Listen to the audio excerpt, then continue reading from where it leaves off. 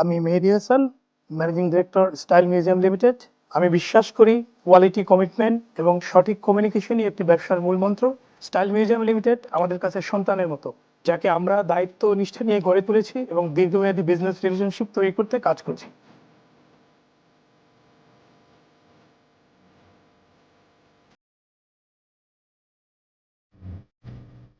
আমি Pallab Sikdar, style museum limited financial adviser হিসেবে আছি। আমি গত 15 বছর পোশাক শিল্প রপ্তানি ফাইন্যান্সের সাথে জড়িত। আমার ইচ্ছা স্টাইল মিউজিয়াম লিমিটেড একটি গ্রিন ফ্যাক্টরিতে খুব শীঘ্রই রূপান্তরিত হোক এবং তাদের যত রকম টেকনিক্যাল সাপোর্ট দরকার সেই সাপোর্ট দেওয়ার জন্য আমি সবসময় তৈরি আছি।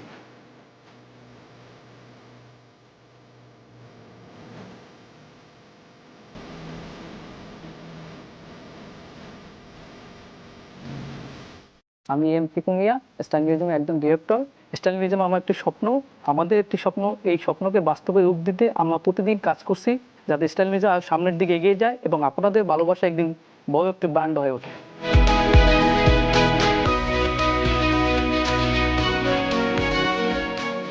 আমি জয়ন্ত, স্টাইল মিউজিয়ামের চেয়ারম্যান। মার্কেটিং আমার কাছে প্যাশনের মতো, আর স্টাইল মিউজিয়াম আমাদের সবার পরিবারের মতো, আমাদের সবারই পরিবারের মতো। আমার স্বপ্ন আছে স্টাইল মিউজিয়ামকে একটা গ্রিন প্রজেক্ট হিসাবে দাঁড় করা। আমি আবু হানিফ অপু, স্টাইল মিউজিয়ামের একজন ডিরেক্টর। আমার স্বপ্ন, ধ্যান, চিন্তা, ধারণা সব কিছুই গার্মেন্টস ট্রেডকে নিয়ে, এবং সেই স্বপ্নটাকে বাস্তবায়ন করার জন্য পরিশ্রম করে যাচ্ছি, চেষ্টা করে যাচ্ছি। আশা এবং ইচ্ছা আমরা একদিন একটা ভালো পর্যায়ে যাব।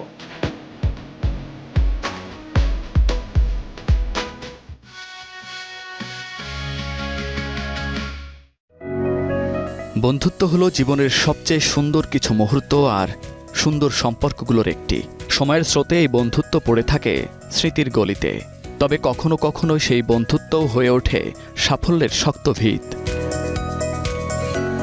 বন্ধু মেহেদী হাসান, পল্লব শিকদার, জয়ন্ত জয় ও টিপু মিয়া। 2002 সালের কোনো এক সাদামাটা আটপৌরে দিনে স্কুলের বারান্দায় পরিচয় হয় বরিশালের এই 4 কিশোরের। হয়ে ওঠে বন্ধুত্ব। 2018 সালের কোনো এক সাধারণ দিনে এই 4 যুবক সিদ্ধান্ত নেয় তাদের বন্ধুত্বকে এগিয়ে নিতে হবে সামনের দিকে।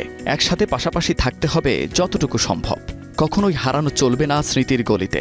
শুরু হয় বন্ধুত্ব থেকে ব্র্যান্ড হয়ে ওঠার গল্প। স্কুল থেকে কলেজ, কলেজ থেকে পেশাগত জীবন। সেই বন্ধুত্ব থেকেই জন্ম নেয় একটি ব্যবসায়িক স্বপ্ন। জন্ম যৌথ মালিকানার প্রতিষ্ঠান style museum limited.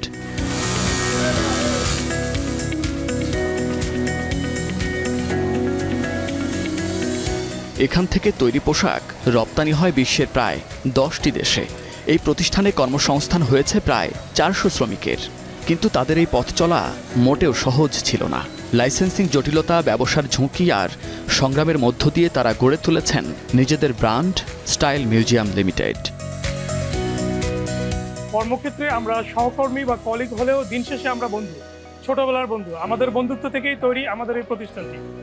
Eid ul Fitr উপলক্ষে বিশেষ আয়োজন, বন্ধুত্বের উৎসব। আমরা জানব বন্ধুত্ব থেকে ব্র্যান্ড হয়ে ওঠার গল্প। আমার সাথে রয়েছে আজকে এমন 4 জন যারা স্কুল থেকে কলেজ, এরপর বন্ধুত্ব, তারপর উদ্যোক্তা হয়ে উঠেছেন এবং অবদান রাখছেন দেশের শীর্ষ রপ্তানি খাত তৈরি পোশাক শিল্পে। আপনাদের সবাইকে জানাচ্ছি ঈদের শুভেচ্ছা। ঈদ মোবারক। এই যে ঈদ, কিন্তু বন্ধুত্বের সাথে একসাথেও আপনারা অনেক ঈদ পার করেছেন। এখন তো উদ্যোক্তা হয়েছেন, একসাথে ব্যবসা করছেন। ঈদ আপনারা কি একসাথে করেন নাকি আলাদা করেন? যদি আমার গ্রামের বাড়ির কথা বলি, আমরা পাশাপাশি উপজেলার। আমরা দুজন একই উপজেলার, তারা দুজন একই উপজেলার। আলটিমেটলি আমরা সবাই একই বিভাগের, পাশাপাশি উপজেলার। তো ঈদের ছুটি মোটামুটি গ্রামের বাড়িতে একসাথেই করা হয়। না, ঢাকায় করা হয়। বন্ধুরা একসাথে আগে যেমন করতেন এমন এখন করেন কিনা? এখন তো বন্ধুরা উইথ ফ্যামিলি, আরও এটা এক্সটেন্ডেড, বন্ধুত্বের সাথে ফ্যামিলিও যোগ হয়। তো আগে কেমন ঈদ কাটতো? এখন বন্ধুত্বের পরে ব্যবসা, একসাথে ব্যবসা করেন, রপ্তানিতে অবদান রাখছেন। আগে কেমন কাটতো, এখন কেমন কাটে? আগের ঈদগুলো যদি বলি, আমরা ইউনিভার্সিটি লাইফের কথা বলি, যখন ঢাকায় ছিলাম, ইউনিভার্সিটি লাইফে আমরা অপেক্ষায় থাকতাম কখন আমাদের বন্ধ শুরু হবে। তো বন্ধ শুরু হওয়া মানেই তল্লি তল্পা গুটিয়ে লঞ্চে সোজা বরিশাল। এরপরে ঈদ সবাই সবার বাড়িতে করার পরে প্ল্যান করতাম যে ঈদের পরের দিনটা কীভাবে আমার শহরে আসা যায়, অথবা তুমি আমার বাড়ি আসো, আমি তোমার বাড়ি যাই। এই টাইপের একটা গেট টুগেদার হতো। গেট টুগেদার হতোই আমাদের। এখন ঈদগুলো একটু আমরা তো এখন পেশাগত কারণেই ঈদগুলো অন্যরকম হয়। আগের ঈদগুলো যেরকম একটা আনন্দ থাকতো, আমাদের মাথায় কিছু থাকতো না, আমরা বাড়িতে যেতাম, ওখানে গিয়ে মানে হই হুল্লোড় করতাম, একটা ব্যাপারগুলো অন্যরকম থাকতো। কিন্তু এখন এই যখন আমাদের ব্যবসা এবং লাইফের যে স্ট্রেস, ফ্যামিলির স্ট্রেস, এখন ঈদগুলো একটু অন্যরকম। কারণ এখন আপনাকে ঈদের আগে শ্রমিকদের বেতন, বোনাস এগুলো দিয়ে যেতে হবে, এগুলো কমপ্লিট করে দেন আমরা লিভ করতে পারি। মানে অনেক চিন্তা মাথায়। হ্যাঁ, স্ট্রেসটা বেশি, বাট আনন্দ একই রকম আছে, আনন্দ ধরনটা চেঞ্জ হয়েছে। আমি যখন শ্রমিকদের বেতন, বোনাস দিতে পারি, তখন ওদের যখন হাসি মুখটা দেখি, তখন কিন্তু এই আনন্দটা আমাদের মাঝে দ্বিগুণ হয়ে ফিরে আসে। তখন আমাদের কাছে এটা মনে হয় যে না, আসলে তো আমরা সমাজের জন্য কিছু করছি, আমাদের সোশ্যাল কন্ট্রিবিউশন অনেক বেশি। শুধু যদি এটা ব্যবসা হিসেবে দেখি এটা একটা না, কিন্তু এটার সোশ্যাল কন্ট্রিবিউশন অনেক বেশি, ইম্প্যাক্টটা অনেক বেশি। আর ঈদটা সবাই আমরা এখনও চেষ্টা করি একসাথে কাটানোর, যেহেতু আমাদের ফ্রেন্ডশিপটা 25 ইয়ার্স প্লাস নাও। সো আমরা ট্রাই করি ঈদের অন্তত 1-2 দিন একসাথে থাকি এবং ফ্যামিলি নিয়ে থাকি, এবং এটা গ্রামই হয়। আমাদের ঈদগুলো এখনও গ্রাম হয়, আমরা গ্রামে মাটির টানে চলে যাই। এবং মজার একটা জিনিস যেটা হয়, আমরা ঈদে ভাগ করে নেই এই ঈদে কার বাসায় দুপুরবেলা আমরা খাবো। তো এটা নিয়ে আমাদের মধ্যে একটা হয়ে যে যায়। ঈদ নিয়ে যে মজার একটা গল্প প্রসঙ্গ চলে আসলো, আপনাদের মধ্যে এরকম আছে কিনা, আপনারা যখন একসাথে আগে এই ব্যবসার বাইরে যখন ছিলেন, মানে পড়ালেখা করতেন, বন্ধুরা ঘুরে বেড়াতেন, ঈদের কোনো মানে মজার কোনো গল্প আছে কিনা? মানে একবার ঈদে এমডি সাহেব আর আমি একসাথে যাইতেছিলাম। তো যেটা হয়েছে, আমরা দুজনে লঞ্চে উঠে কেবিনের মধ্যে আমাদের ব্যাগ রেখে লক করে বললাম যে ইফতারের টাইম তো হাজির বিরিয়ানি আনতে, হানিফের বিরিয়ানি আনতে গেছি পাশেই।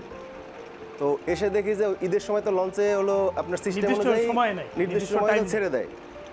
নর্মাল টাইমে যেমন 7টায় ছাড়ে, 8টায় ছাড়ে, সময় কোনো টাইম নাই, যাত্রী হয়েছে ছেড়ে দিছে। আমরা গিয়ে দেখি লঞ্চটা ছেড়ে চলে গেছে, আমাদের সব কিছু টাকা পয়সা সবকিছু কেবিনের ভিতরে। আচ্ছা, আমরা তারপরে বাসে উঠে দুইজনে শর্ট প্যান্ট পরা, দুইজনে গেঞ্জি গায়ে দেওয়া, একদম 3/4 প্যান্ট আর গেঞ্জি। তো চলে গেছি বরিশাল যেতে আমি রিসিভ করছি। লঞ্চ ফোন দিছে যে আমরা কিন্তু এখন আবার ঢাকা রিটার্ন আসবো, আপনি না আসলে। তারপরে আমাদের লোক পাঠায় ব্যাগ ওখান থেকে কেবিন থেকে মানে বের করায় আমরা গিয়ে রিসিভ করছি। এই জার্নিতে আরও মজার কাহিনী আছে। ঈদের 2 দিন বা 3 দিন আগে হয়তো, ওই সময় কিন্তু বাসের সিট পাওয়া সোজা ছিল না। আমরা নদী পার হয়ে ওইখানে মোটরসাইকেল কিছু অংশ বাসের ছাদে, এরপরে স্পিড বোর্ডে, এই করতে করতে 7:30 থেকে 8টা, এরপরে বরিশাল পৌঁছেছি 1টার দিকে। ওই জার্নিটা এটা আজীবন মনে থাকবে, একটা মনে রাখার মতো। ছাদের উপরে বসে আমরা দুইজন ছাদের উপরে বসে গেছি। এই যে এত স্মৃতি, তখন কি কখনো মনে হয়েছে যে আপনারা একসাথে ব্যবসা করবেন, এত বড় অবদান রাখবেন রপ্তানি শিল্পে? আমরা সবসময় একটা জিনিস বলতাম, কিছু একটা করতে হবে একসাথে। আমি মোটামুটি একটু বিজনেস মাইন্ডসেটেরই ছিলাম ফ্রম স্টুডেন্ট লাইফ। তখন বলতাম যে সবাই যদি একসাথে থাকা যেত, কিছু একটা করা যেত। তো যারা কেউ আবার চাকরি চিন্তা করতো, সে একটু ক্যারিয়ারটা তার একটু ব্যাংকিং ওরিয়েন্টেড বা জব ওরিয়েন্টেড, সে বলতো যে চলো লেটস ট্রাই ব্যাংক, সবাই একসাথে ব্যাংকে ট্রাই করি। আমি আবার বলতাম যে ব্যাংক, চলো আমরা ব্যবসা ট্রাই করি। তো আমরা বেসিক চিন্তা আমাদের এরকমই থাকতো যে যাই করি কীভাবে একসাথে থাকা যায়, সমান্তরালে চলা যায়। এই চিন্তাটা আমাদের সেই কলেজ লাইফ থেকেই গ্রো করছে। সেও ব্যাংকার ছিল, তারও ব্যাকগ্রাউন্ড ব্যাংক। এই যে চিন্তা থেকে কখন এটা প্রকাশ করলেন যে আপনারা আসলে উদ্যোক্তা হবেন? বেসিক্যালি 2012-তে না। এবং কে এটা উদ্যোক্তা? আমি বলি, এটা শুরু হয় 2012-তে। প্রথমে আমি আর মেহেদি একসাথে একটা গার্মেন্টস গ্রুপে জয়েন করি। তো এখানে আমি ছিলাম ফাইন্যান্স ডিপার্টমেন্টে, সে ছিল বিজনেস ডিপার্টমেন্টে। তো ওইখান থেকে আইডিয়াটা, ওর মাথা থেকে প্রথম আইডিয়াটা আসে যে আমরা নিজেরা কিছু করি। দেন আমি চলে যাই ব্যাংকে, আমার ব্যাংকে জব হয়ে যায়, আমি ওখানে ব্যাংকে চলে যাই। বাট ও ওইখানে থেকে আইডিয়াটা শুরু করে যে কীভাবে আমরা শুরু করি। তারপর বেসিক্যালি শুরু হয় 3টে মেশিন দিয়ে। আমাদের গল্পটা 3টা মেশিন দিয়ে, মেহেদি প্রথমে শুরু করে 3টে মেশিন দিয়ে। এখান থেকে একটু সামনে দক্ষিণখান বাজারের পিছনে 3টে মেশিন দিয়ে শুরু করে। 3টা মেশিনে শুরু করার পরে আমরা মাঝে মাঝে আসতাম। প্রাথমিকভাবে পুরোটাই ডিল করছে সে, এবং সে আমাদের অ্যাজ এ লিডার হিসেবে এই ব্যবসাটাকে এই পর্যন্ত টেনে নিয়ে আসছে। আমি অ্যাজ এ সাপোর্টিং রোল হিসেবে থাকি সবসময়। তো অবদানটা তারই বেশি, যেহেতু সে শুরুটা সে করে। তো ওই 3 মেশিন থেকে এখন আমরা মোটামুটি যে এই যে এখন যেটা দেখছেন এইটা, আর মেজর চেঞ্জ আসে আমাদের 2016 সালে 17-16 মাঝামাঝি 17 দিকে চেঞ্জ আসে, যেখানে ওইখান থেকে আমরা এখানে শিফট। আচ্ছা, একটু জানতে চাই, এই যে 3টা মেশিন থেকে শুরু করে এত বড় একটা প্রতিষ্ঠান, তো আপনাদের প্রথম অর্ডারটা কেমন ছিল, সেই পাওয়াটা কেমন ছিল, এইটা এবং কোন দেশে ছিল? এটা মেহেদি নিজেই বলুক। প্রথম অর্ডারটার গল্প, আমি তখন ম্যাক্সনসে জব করি, পাশাপাশি ব্যাংকেও ট্রাই করতেছি। ওই সময়ে আমার সমসাময়িক কিছু ফ্রেন্ডদের দেখতাম যারা স্টক লট নিয়ে ডিল করছে। স্টক লট মিন্স বিভিন্ন গার্মেন্টস থেকে রেডি গুডস কিনে নিয়ে এসে প্রসেসিং করে ওটাকে এক্সপোর্ট করতো। তখন আমি একদিন চিন্তা করলাম যে বিষয়টা তো আসলে অনলাইন, ফিজিক্যাল বায়ার খোঁজার কিছু নাই। আমি বেশ কিছু ট্রেড সাইট থেকে, বেশ কিছু প্ল্যাটফর্ম থেকে কিছু বায়ার ইমেইল আইডি সংগ্রহ করলাম। ইমেইল আইডি সংগ্রহ করে আমি তাদেরকে মেইল করলাম যে if you are interested to do something in Bangladesh, come here, I can serve you. এরকম করতে করতে প্রথমে সিঙ্গাপুরের একটা কাস্টমারের সাথে আমার কমিউনিকেশন হয় যে কিছু স্যাম্পল দেওয়া যাবে কি না। তো ওই সময় তো আর আমাদের প্রোডাকশন ইউনিট নাই। আমি যেটা করলাম, রেডি স্টক থেকে বা শোরুম থেকে কিছু ইন্ডিভিজুয়াল প্রোডাক্ট নিয়ে, কিছু টি শার্ট, কিছু প্যান্ট আমি সিঙ্গাপুরে কুরিয়ার করলাম। ইন দ্য মিন টাইম আমার একটা গ্রুপের সাথে পরিচয় ছিল, বেঙ্গল ট্যুরস। ওনারা জাপানে ট্যুর অপারেট করতো। তো ওখানে ম্যানেজমেন্ট লেভেলে একজন আমার খুবই ক্লোজ ছিলেন, ওনাকেও আমি মাঝে মধ্যে অ্যাপ্রোচ করতাম যে ভাইয়া দেখেন, আপনি তো জাপানে ডিল করেন, তো দেখেন কোনো জাপানিজ আছে কি না যারা গার্মেন্টস ইন্টারেস্টেড। তো উনিও আস্তে আস্তে করে আমাকে একটা স্টক লটের কাস্টমারের অ্যাড্রেস দিলেন, ওনার সাথেও যোগাযোগ শুরু করলাম। ইন দ্য মিন টাইম সিঙ্গাপুরেও শুরু করলাম। তো আমাদের প্রথম শিপমেন্ট হয়েছিল অ্যাজ এ প্রপার্টিশিপ কোম্পানি সিঙ্গাপুরে কিছু রেডি স্টক, ভ্যালু ছিল হয়তো $3,200 এরকম কিছু একটা ছিল, এবং ও টাকাটা আমরা অ্যাডভান্স পেয়েছিলাম। তো এই যে মানে এই যে এত বড় একটা জার্নি, আপনাদের বন্ধুত্বের এই যে বন্ধন, এটা তো আমরা দেখেছি যে ইতিহাস বলে বেশি দিন টিকে না। আপনাদের মধ্যে কি ঝগড়া হয়? হ্যাঁ, অবশ্যই হয়। ঝগড়া ইন আ সেন্স ওরকম ঝগড়া হয় না, বাট কাজ নিয়ে তর্ক বিতর্ক হয়, পলিসি নিয়ে তর্ক বিতর্ক হয়, বা যে যার ওপিনিয়ন পেশ করি, ওই অর্থে ঝগড়াটা হয় না। আর আমরা যেটা করি, আমরা সারাদিন কাজের মধ্যে যদি মত পার্থক্যও হয়ে যায়, দিন শেষে একই গাড়িতে বাড়ি চলে যাই, দিন শেষে একইভাবে বাড়ি চলে যাই, তো ওইটা আর থাকে না, মাঝখানে আবার চা থাকে না, দিন শেষে আর থাকে না। আসলে ঝগড়াটা ইস্যুটা কি, এখানে আমরা চারজন আসলে স্বার্থের ঊর্ধ্বে, আমাদের ব্যক্তিগত কোনো স্বার্থ নেই। আমাদের যখন ব্যক্তিগত কোনো স্বার্থ সামনে চলে আসি, তখন আমাদের শুধু সামনে একটা থাকে যে ফার্স্ট ফ্রেন্ডশিপ, দেন ব্যক্তিগত স্বার্থ। তো এভরি রিলেশনে স্যাক্রিফাইস দরকার হয়। আমাদের ফ্রেন্ডরা আমরা কিন্তু সবার জায়গা থেকে স্যাক্রিফাইস করি, সবার জায়গাতে সর্বোচ্চ স্যাক্রিফাইস করি। তো স্বার্থটা আমরা কখনোই সামনে নিয়ে আসি না, ফ্রেন্ডশিপটা সামনে নিয়ে আসি। তো পৃথিবীর রিলেশনগুলো কিন্তু স্বার্থ না আসলে লং টার্ম টিকে। যখন ব্যক্তিগত স্বার্থ চলে আসে, তখন আর রিলেশনগুলোকে একটু মজবুত থাকে না, নড়বড়ে হয়ে যায়। হ্যাঁ, জয়ন্ত ভাই কিছু বলছিলেন। পার্টনারশিপের বিজনেসে আপনার যে একজন একজনের প্রতি বিশ্বাস, ওইটা না থাকলে কোনোদিনও করা সম্ভব না। আপনার বাংলাদেশে কিন্তু অনেক বিজনেস পার্টনারশিপে গড়ে উঠছে, 2 দিন পর চেয়ারের জন্য ভাগাভাগি নিয়ে শেষ হয়ে গেছে। ওইটা নাই দেখেই আমাদের বন্ধুত্বটা 25 বছর প্লাস, বিজনেসটাও টিকে আছে এবং থাকবে আশা করি, যদি উপরওয়ালা সহায় থাকে। না, এরকম কোনো রিস্কের কোনো ঘটনা আছে কিনা যে আপনি ঝুঁকি নিয়েছেন? আমি একটা রিস্কের আবেগের গল্প বলি।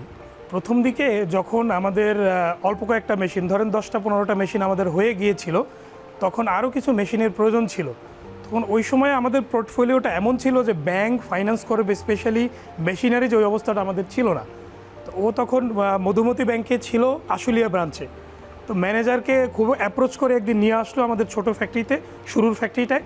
তো ম্যানেজার সব দেখে বলল যে you are doing well, but loan দেওয়ার মতো এলিজিবিলিটি এখনও তৈরি হয় নাই। সেই ক্ষেত্রে একটা কাজ করতে পারি, জয়ন্ত যদি ওর স্যালারিটা অ্যাজ মর্গেজ এখানে রাখে, যে ওর স্যালারি থেকে ইনস্টলমেন্টটা কেটে নিয়ে যাব, তারপর বাকিটা এখান থেকে ওকে তোমরা সংস্থান করবা, দেন এটা হতে পারে। তো ও কোনো চিন্তাভাবনা না করেই বললো যে ইট ক্যান বি, এটা হতে পারে, কোনো অসুবিধাই নাই, এটা নিয়ে কোনো অসুবিধা নেই, আপনি আমার স্যালারি থেকেই অ্যাডজাস্ট করেন, মেশিন দিয়ে দেন। তো স্যালারির অ্যাগেনস্টে কিন্তু আমরা ওই মেশিনগুলো পেয়েছিলাম। এরপরে ফর এক্সাম্পল যদি 30,000 টাকা ইনস্টলমেন্ট গিয়ে থাকতো, তো 30,000 টাকা 5,000 3,000 করে হয়তো দিতাম, কোনো মাসে দিতেও পারতাম না। তো গল্পগুলো কিন্তু এরকম। তো এই ঝুঁকিটা সে গেল, আরেকটু বড় হওয়ার পরে এই ঝুঁকিটা সেও এখনও নিচ্ছে।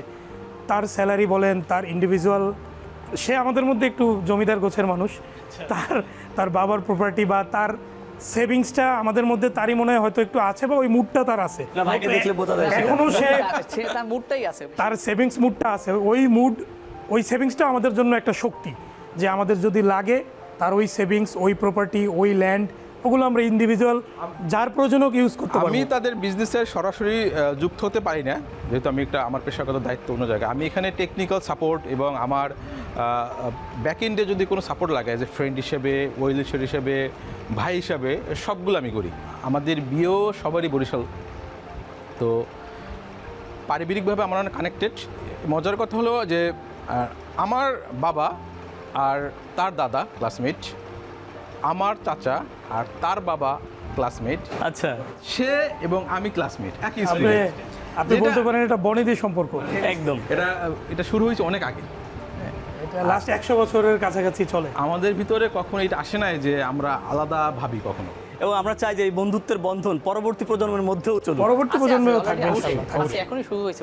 আপনারা তো একসাথে শুরু করেছেন, এই ধরনের কোনো ভোগান্তি আপনারা? যে আমাদের দেশের যে পলিসিগুলো স্টার্ট আপ বা নতুন বিজনেসের ক্ষেত্রে খুব সহায়ক না। ব্যাঙ্কগুলোর ফাইন্যান্সিং সিস্টেমটা এমনভাবে সেট আপ করা, তারা নিউ যারা, বিশেষ করে গার্মেন্টস যারা নিউ আসে, তাদের জন্য তারা চাইলেও সহায়তা করতে পারে না, কারণ আমাদের অনেকগুলো প্যারামিটার, অনেক রেগুলেটরি বডি আছে। সো শুরুটা করা খুব টাফ।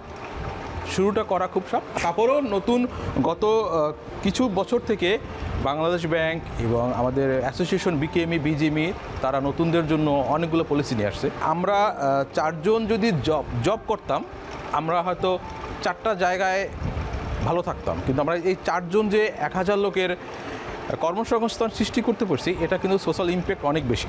আমরা চাচ্ছিলাম দেশের জন্য কিছু করি, দেশের সেই জায়গা মানুষের থেকে জন্য কিছু আপনারা করি। বন্ধুত্ব থেকে ব্র্যান্ড গড়ে তুলেছেন। এই বন্ধুত্ব থেকে ব্র্যান্ড গড়ে তোলার পেছনে যে আপনাদের প্রত্যেকের অল্প অল্প করে হলেও অবদান আছে, এবং সেই জায়গায় এসে এখন কি মনে হয় আপনাদের? আমাদের এখন ইচ্ছা এটাকে বড় করা এবং সামনে এগিয়ে যাওয়া, এবং আমরা যেন আমাদের বাকি লাইফটা সবাই একসাথে থাকতে পারি, জীবনের শেষ পর্যন্ত যেন আমরা সবাই একসাথে থাকতে পারি। বন্ধুত্বের বন্ধন টিকে থাকুক। ভেঞ্চারটা এত বড় না হোক যেখানে বন্ধুত্বে ইফেক্ট পড়বে, ভেঞ্চার ছোট থাকুক, বন্ধুত্ব টিকে থাকুক। এখনও বাংলাদেশে বেশ কিছু স্টার্ট আপ আছে, শুরুটা যত স্মুথ ছিল, দিন গড়িয়েছে, ব্যবসা বড় হয়েছে, আস্তে আস্তে ব্যবসা এত বড় হয়েছে, তখন একটা চেয়ারের জন্য শীতল যুদ্ধ, পরবর্তী জেনারেশনকে সেট আপ করার জন্য একটা শীতল যুদ্ধ, শেষ পর্যন্ত দেখা গিয়েছে যে ওই ব্র্যান্ড আর টিকে নাই, ওই বন্ধুত্বটা টিকে নাই, ওই ভেঞ্চারটা আর টিকে নাই। তো এটা আমাদের প্রার্থনাই বলি আমরা, যে ব্র্যান্ড বা ভেঞ্চার এত বড় না হোক যেখানে বন্ধুত্বই থাকবে না, এত বড় না হোক, আমাদের দরকার নেই। আমরা যদি স্বাভাবিক অবস্থায় কয়েক হাজার মানুষের কর্মসংস্থান তৈরি করতে পারি, দেশে অবদান রাখতে পারি, এরপরে আমরা একসাথে থাকতে পারি, দ্যাটস ইট। বন্ধুত্ব টিকে থাকুক। কতটি দেশে আপনাদের পণ্য রপ্তানি হচ্ছে এবং পরিমাণটা কেমন, বার্ষিক টার্নওভারটা কেমন? আমাদের এখন 10 থেকে 12টা কান্ট্রিতে, ইউরোপ, আমেরিকা, জাপান, এশিয়া মিলে 12 থেকে 15টা কান্ট্রি হবে। আর আমাদের ভলিউম এই মুহূর্তে ইয়ারলি $6 মিলিয়ন মতো, $6 মিলিয়ন হচ্ছে ইয়ারলি। এবছর বা বেশি হবে, এবছর হয়তো বাড়বে, 10-12 হবে, বেশি হবে, আরও বেশি হবে আর কি। তাহলে তো আপনাদের জন্য শুভকামনা, যাতে আরও বেশি হোক। এই যে ব্যবসা এবং বন্ধুত্ব, এই দুইটার মধ্যে ব্যালেন্স করেন কিভাবে? ওই আগে বন্ধুত্ব, ব্যালেন্সের জায়গাটা খুবই সোজা। যখন কলিগ হিসেবে কাজ করি তখনও একই রুমে পাশাপাশি সিটে কাজ করি, আবার যখন বেরিয়ে যাই একই সাথে, সন্ধ্যার পরে আড্ডা একই সাথে, ব্যালেন্স অটো হয়ে যায়। সবাই কাজের ফাঁকে আড্ডা দেয়, আমরা আড্ডার ফাঁকেই কাজ করি। তো 25 বছর খুব কম দিন আছে আমাদের 4 জন একসাথে দেখা হয় না, খুব কম, খুবই কম, এটা যে আর কি 365 দিনের 4-5 360 দিন দিন ডেফিনেটলি দেখা হয়। দেখা হয়, কথা হয়, কোনোভাবেই হয়ে যায়। দেখা কথা হয়, প্রতিদিনই কোনো না কোনোভাবে দেখা কথা হয়। আর এই যে আমাদের এই জার্নিতে আসলে মানে এত এত মানুষের অবদান আছে আমাদের পিছনে, আমাদের প্রত্যেকের বাবা মার স্যাক্রিফাইস, ওয়াইফদের স্যাক্রিফাইস, ইভেন সন্তানদেরও স্যাক্রিফাইস। বেশ কিছু বড় ভাইরা ছিলেন আমাদের বড় পেছনে, ভাইরা ছিলেন, বন্ধু, আমাদের আরো অনেক বন্ধু, অনেক অবদান, অনেক মানুষের অনেক অবদান, যারা আমাদের কাছে মানে ধরেন দিনের পর দিন বিশ্বাস করে যে এরা পারবে। সাপোর্ট ছাড়া আসলে তো আপনি বিজনেস আলটিমেটলি হয় না। অনেক মানুষের অনেকগুলো মানুষের সাপোর্ট পেয়ে এখানে আসছে। এবং আমাদের বন্ধুত্বের রেঞ্জটা আপনাকে একটু বলি, আমরা এখানেই সীমাবদ্ধ না। দেখেন, আমরা সাপ্লায়ার যখন খুঁজি, যে ইন্ডিভিজুয়াল একটা প্রোডাক্টের সাপ্লাই, তখন আগে খুঁজি যে আমার কোনো বন্ধু আছে কিনা, কমন কোনো ফ্রেন্ড আছে কিনা যে এটা সাপ্লাই করতে পারে। আপনাদের বন্ধুত্ব টিকে থাকুক অনন্তকাল।